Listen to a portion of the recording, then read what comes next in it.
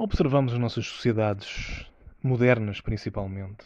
Nós percebemos que existe uma grande hostilidade, não sempre, nem sempre, mas muitas vezes existe uma grande hostilidade por parte das massas para com pensadores, para com indivíduos que se dedicam a pensar sobre questões densas, sobre questões polémicas, sobre questões que muitas vezes as massas não querem pensar. E nota-se uma hostilidade, e já mais à frente darei exemplos de grandes pensadores que foram ostracizados pela sociedade, mas isto realmente é palpável, é tangível, é observável nas nossas sociedades. E porquê que isto se passa? Isto passa-se por várias razões, mas em grande medida porque nós vivemos em sociedades de conformismo. Porque reparem, as sociedades em que nos estamos inseridos basicamente impõem-nos que nós estejamos formatados desde crianças e que estejamos completamente subjugados aos preconceitos e às vontades que a sociedade nos impõe desde cedo. E quem não está nesse molde, lá está, é ostracizado. Quem se atreve a questionar o status quo, entre aspas, é posto de parte. Porque é isso que o pensador é. O pensador é alguém que observa a realidade em que vive e vê lacunas, vê falhas. O pensador expõe as ilusões sobre as quais grande parte das pessoas vivem. Aludindo ao filme Matrix, o pensador expõe a vida no Matrix que muitos ainda vivem.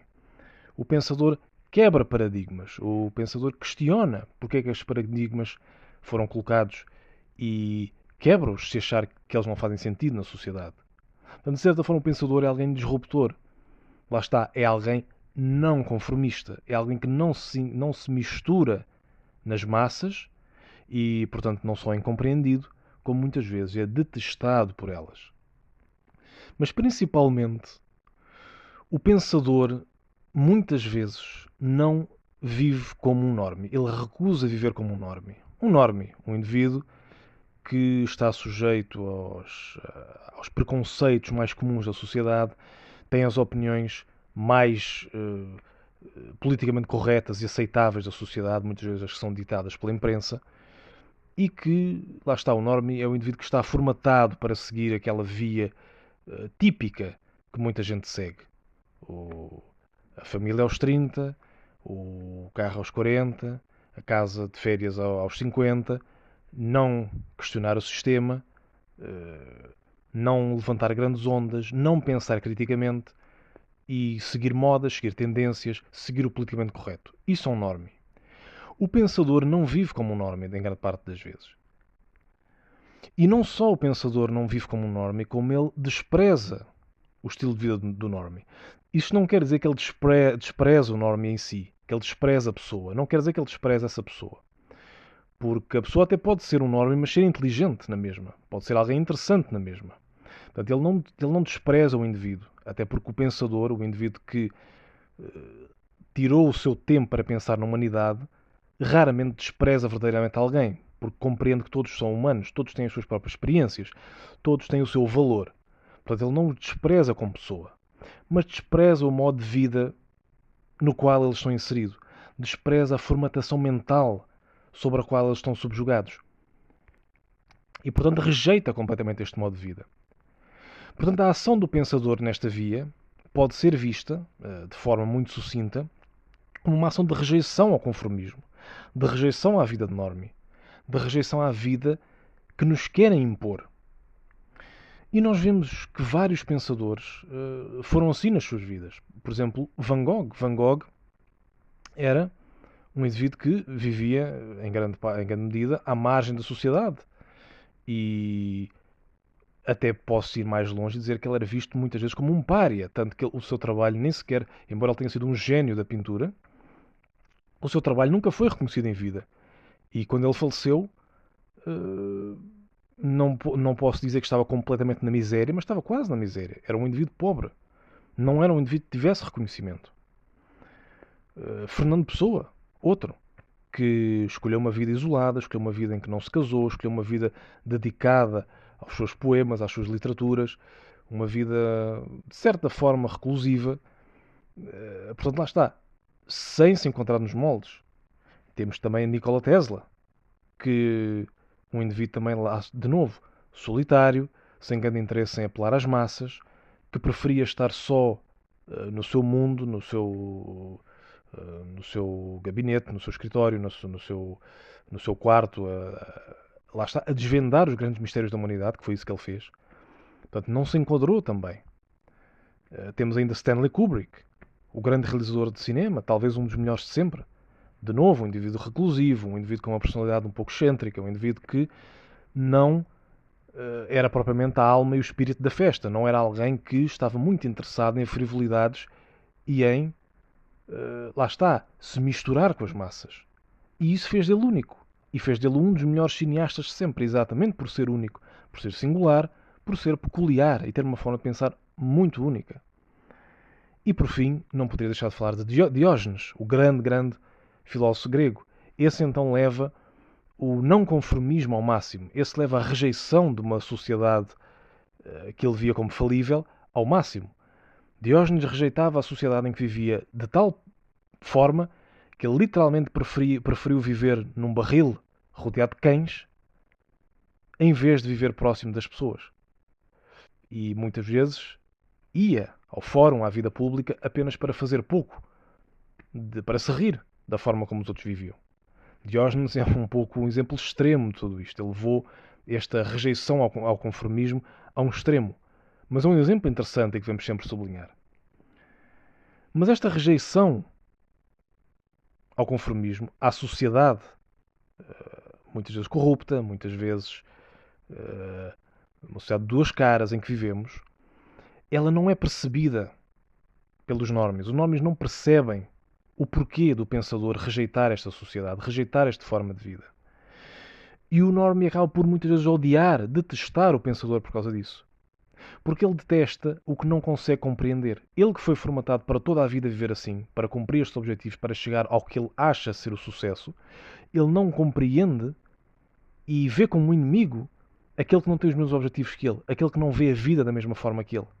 Ele vê-o de certa maneira como uma ameaça, porque não sabe o que pode esperar do outro. Porque o outro é completamente desconhecido aos seus olhos. Porque não está formatado. E é desconhecido porquê? Simplesmente porque o normie viveu toda a sua vida naquilo que eu chamo de, entre aspas, uma caixa mental. Lá está. A sua ideia, o seu cérebro, a sua forma de pensar está formatada dentro dessa caixa mental que lhe foi imposta desde pequeno. Pela escola, pela família, pela sociedade, até pela imprensa, por vários setores, por vários meios da nossa sociedade. E ele não consegue, ele tanto viveu assim e também desejou ser parte desse sistema, que ele passou a pensar dentro dessa caixa, passou a pensar dentro dessas quatro paredes e já não tem a capacidade de pensar fora delas. Ele já perdeu essa capacidade. E perdeu-a por anos de habituação, mas também muitas vezes por não querer pensar fora dessa caixa. E ao pensar dentro dessa caixa, ele acreditou que uma vida de, basicamente, de servidão a um sistema, lá está, muitas vezes corrupto, muitas vezes com um politicamente correto que esconde uma perversidade por trás, um sistema que não é amigo do indivíduo, não é amigo do indivíduo, tenta controlar as massas, mas não quer saber do indivíduo e das capacidades individuais de cada um. Mas ele escolheu ser um servo deste sistema. Ele não só escolheu, como ele fez o que pôde e o que não pôde para ser um servo deste sistema. Ele ama, de certa maneira, este sistema e vê como ameaça aqueles que apontam as suas falhas. E por isso o normie é um servo. O normie, lá está. Serve porquê?